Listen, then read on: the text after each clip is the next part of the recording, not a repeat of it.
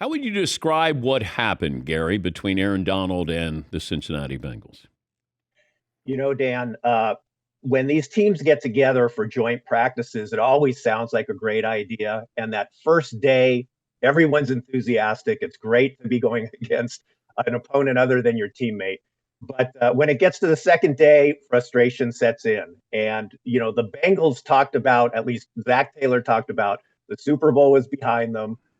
No hard feelings. But I got to believe, after 2 days of having to go against Aaron Donald and the Rams going against the Bengals, tempers flare.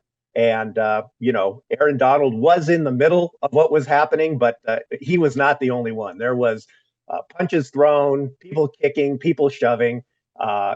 Fortunately, at least as far as I know, no one was hurt. But there were helmets swinging, and it was quite a scene that led to the end of practice. Any indication if the Rams will take any disciplinary action against Aaron Donald? No, I would be stunned if the Rams did any kind of disciplinary thing. Sean McVay talks about, you need to protect teammates. You need to stand up for yourself. They are not going to fine a player that they just gave a massive extension to, that's a leader of their team.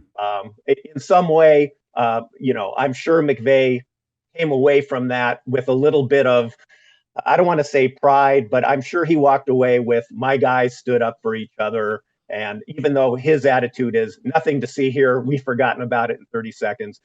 I'd be, like I said, I'd be stunned if anything happened to Aaron Donald. I know the NFL has told us this morning it's up to the teams. Does the NFL?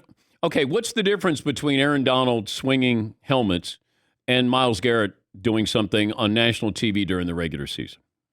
Well, I think that's a valid argument, and in today's media atmosphere where things are on video and they're distributed all over the world, you could make that case. But that is the NFL's policy, that what happened in practice is under the purview of the teams, and that's why I'm saying, if this was something the NFL was going to get involved in, I don't think there's any question there would be some kind of fine or discipline. But because it's the teams involved, I don't think it's going to happen.